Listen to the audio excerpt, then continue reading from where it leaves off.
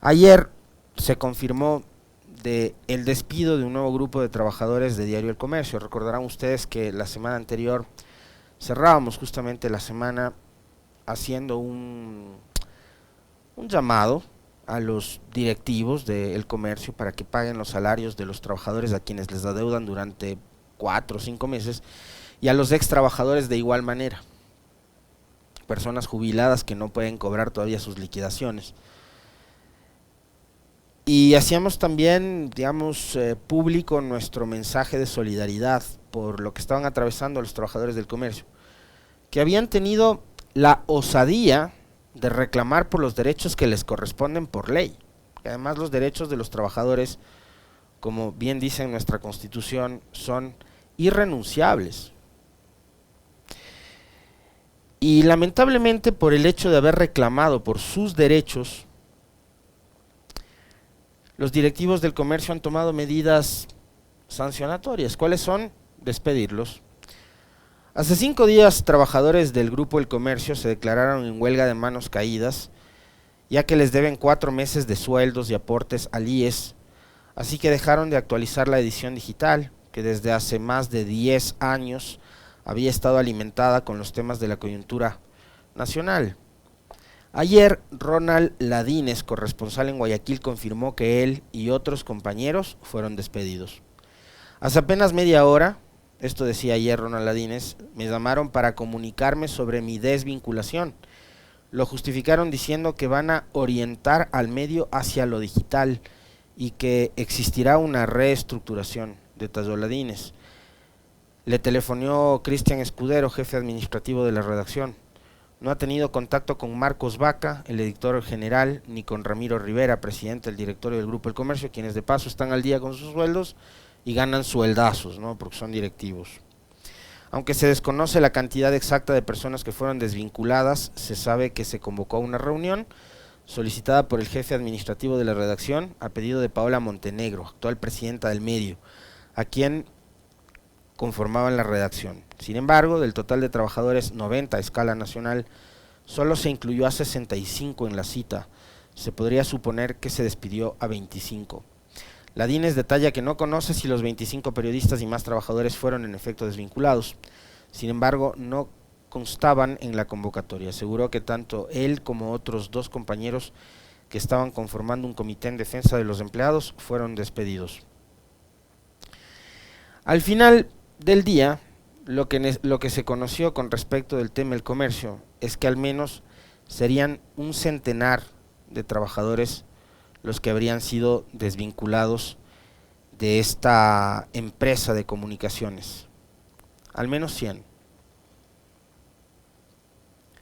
Yo el viernes anterior les decía, bueno, ahora ¿a quién van a culpar, no? Ya no hay ley de comunicación, ya no hay Correa, ya no hay supuesta persecución a los periodistas y a los medios ni a las empresas de comunicación, porque esa era la cantaleta con la cual, por ejemplo, justificaron la quiebra por mala administración de Diario Hoy. Asimismo fue como justificaron la quiebra por mala administración de la revista Vanguardia. Y de la misma manera hoy, algunos aventurados dicen que la quiebra del comercio está relacionada con un supuesto acuerdo que habría tenido este señor González, un inversionista extranjero, que es el que compra el comercio, con gente vinculada con la Revolución Ciudadana, porque lo que querían era comprar el medio, o sea, gastarse millones de dólares comprando el comercio, para desaparecerlo. Esa es la teoría que algunos desubicados están tratando de posicionar, ¿no? Entonces, una vez más, esto es realmente ridículo y absurdo. Obviamente yo no voy a caer en la estupidez de burlarme por la tragedia por la que están atravesando los trabajadores, pero sí por lo absurdo de los argumentos de quienes tratan de justificar la mala administración. No dicen nada de Ramiro Rivera, que es el gerente del comercio, vinculado a la democracia popular, hincha número 1 y barra brava de Guillermo Lasso y del gobierno actual.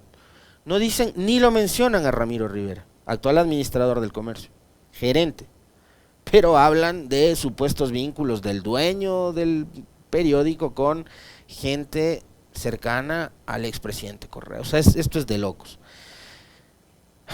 En fin. Y claro, mientras, por ejemplo, nosotros y desde este espacio estábamos expresando nuestra profunda solidaridad, sincera solidaridad, por lo que están atravesando los trabajadores y ex trabajadores de Diario El Comercio, indistintamente de si ellos votaron o no votaron por Lasso, apoyaban o no apoyaban a la Revolución Ciudadana, se los vuelvo a repetir, esto no tiene que ver con un tema de ideologías, esto tiene que ver con un asunto que se relaciona con los derechos de los trabajadores, indistintamente de si ellos eran o no eran simpatizantes de Correa, apoyaron o no apoyaron a Lasso. De ahí ustedes pueden sacar como conclusión que ahí está por haber apoyado al banquero, lo que sea. No, ok, eso es cuestión de cada uno. Yo no voy a caer en eso. Lo que sí es en permanentemente defender los derechos de los trabajadores, y mientras acá nos estábamos solidarizando con todos los colegas del comercio, los que fueron despedidos antes y a quienes no les pagaban las liquidaciones, y los que han sido despedidos ahora y que probablemente atraviesen por los mismos problemas que quienes ya fueron desvinculados de la empresa. Había idiotas al mando de un tipo que se llama Gabriel González y que se hace llamar Crudo Ecuador, que en sus redes sociales se burlaban de la situación por lo que estaban atravesando los trabajadores del comercio. Si quieren vayan rodando el video sin audio, yo lo voy comentando acá, pero mientras muchos estábamos solidarios, como creo que somos la mayor parte de ecuatorianos, apoyando la causa de los trabajadores del comercio, estas chicas y este señor, al mando de Crudo Ecuador y su productora, que es auspiciada por muchas empresas privadas y que ha contado durante mucho tiempo con el apoyo de ciertos actores políticos, a quien lo victimizaron incluso en su momento, y que de la victimización supo hacer un gran negocio, se estaban burlando de los trabajadores, de que a ellos, claro, como tienen el apoyo, insisto, del propio gobierno, de ciertos actores políticos, de determinadas empresas privadas, grandes empresas privadas, apoyando este tipo de comportamientos totalmente inhumanos, de que ellos sí les pagan el sueldo a tiempo, ¿no? ¿no? A los del comercio no les pagan el sueldo, y se burlaban de la situación por la que están atravesando colegas. Seguramente estos no son periodistas ni son comunicadores, digamos, por lo que veo, ni siquiera parecen seres humanos, ¿no? Porque no sienten lo que seguramente deben estar sintiendo en este momento personas jubiladas que no tienen recursos como para poder pagar sus tratamientos médicos, o peor todavía, ni siquiera poder comprar comida para llevar un plato a su casa, a sus hijos, a sus nietos, qué sé yo. Sí, como dice Pablo Quelal, hay que ser miserables para hacer lo que hacen los que están al mando de Crudo Ecuador, de esta agencia, de este tipo que se victimizó durante largo rato y que ha tenido el apoyo de muchísimos políticos, sobre todo, de este país y de esta ciudad, que han apoyado babosadas como la que ustedes acaban de ver hace un momento.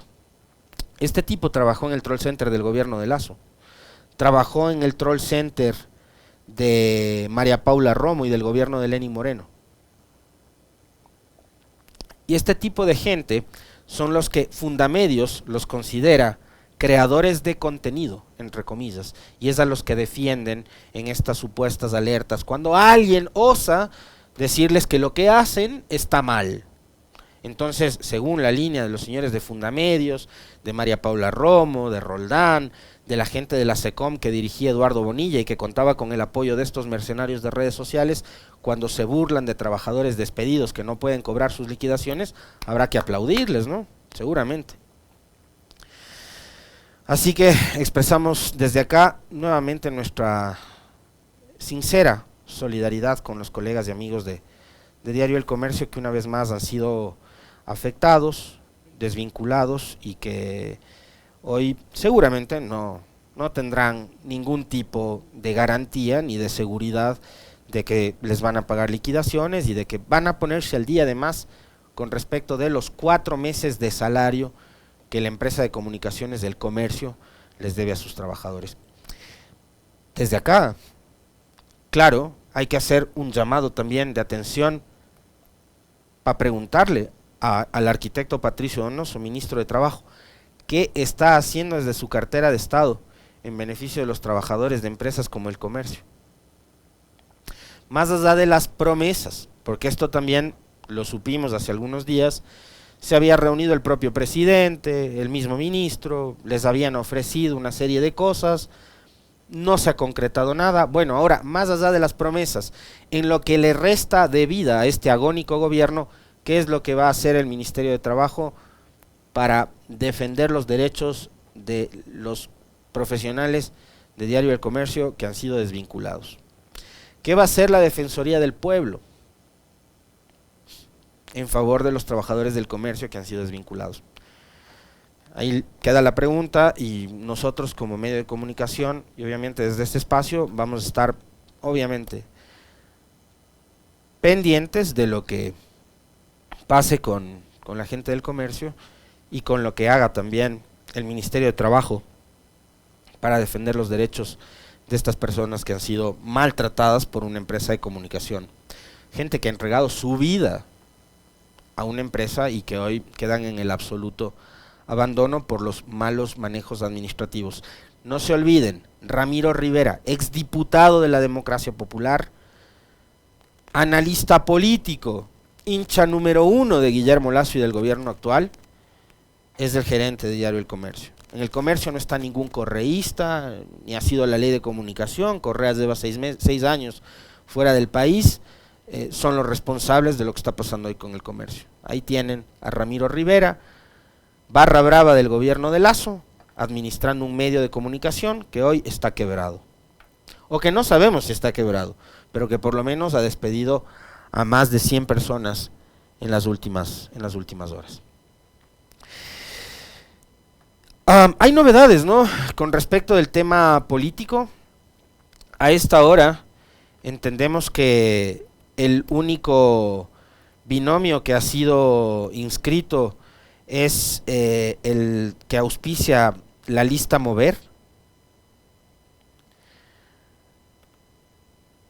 Es Daniel Noboa junto a Verónica Abad, el primer binomio confirmado y ya inscrito. Ellos son auspiciados por lo que quedó de Alianza País, son los únicos que han inscrito su candidatura. Por ahora hay dudas con respecto de quién va a conformar el binomio del Partido Social Cristiano, después de que el CNE ratificara la sentencia del Tribunal Contencioso Electoral y obligara a cumplir con la norma que fue aprobada hace más de un año atrás. De hecho creo que fue aprobada en el 2020, si no me equivoco, la reforma electoral, de que se aplique la paridad de género en la conformación de los binomios. Entonces, cabe recordar también la última entrevista que tuvimos en este espacio con el consejero José Cabrera, el consejero electoral José Cabrera, que nos decía, ponía como argumento el tema de que en la norma decía la elección subsiguiente. Bueno, ¿qué significaba la subsiguiente? Si esta reforma fue aprobada en el 2020, vino la elección presidencial del 2021, ¿qué entendíamos por subsiguiente? Y nos ponía como pretexto también el hecho de que esta no era una nueva elección, era una elección dentro del mismo periodo, pero no era una nueva elección. O sea, ¿cómo no va a ser una nueva elección si vamos a ir nuevamente a las urnas de elegir gobierno y asambleístas?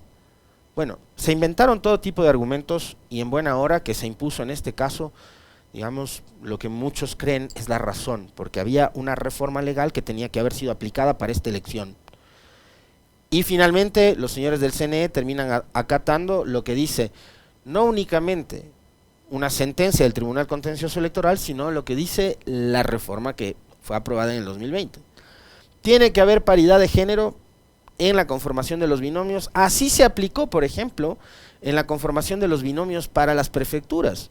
Vayan a ver ustedes la conformación de los mismos, van a ver candidato hombre-mujer, mujer-hombre, en todas las listas que se presentaron como aspirantes a la prefectura de las 23 provincias en donde elegimos estos niveles de gobierno.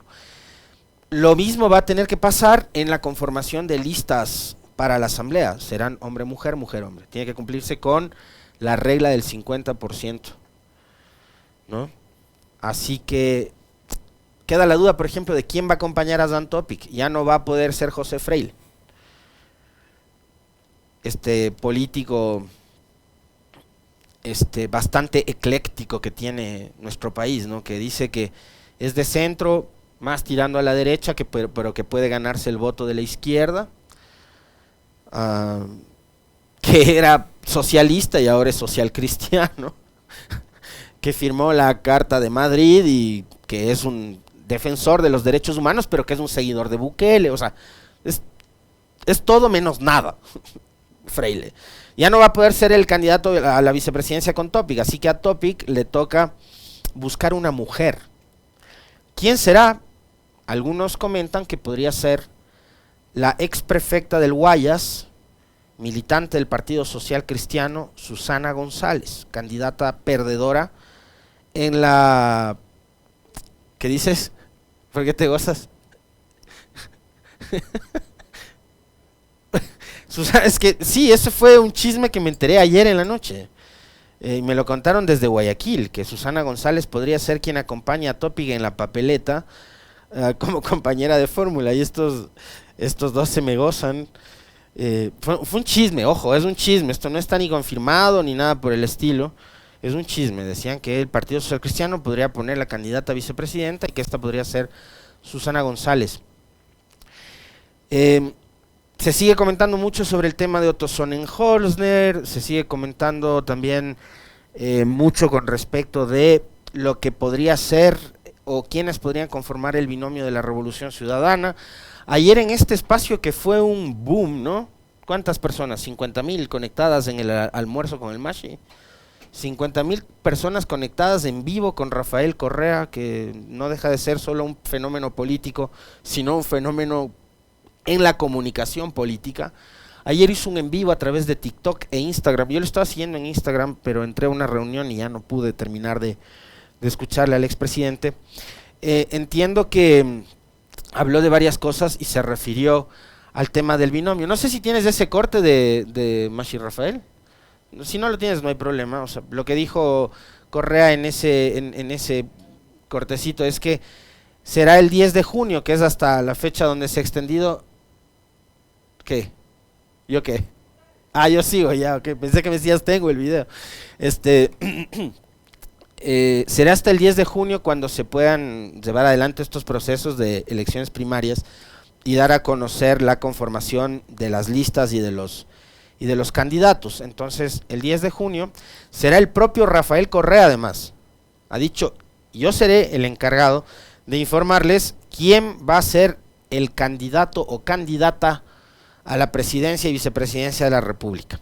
Lo que anticipó Correa es que los mismos legisladores, al menos los 47 que formaban parte de la bancada de UNES, repetirán como candidatos en esta ocasión.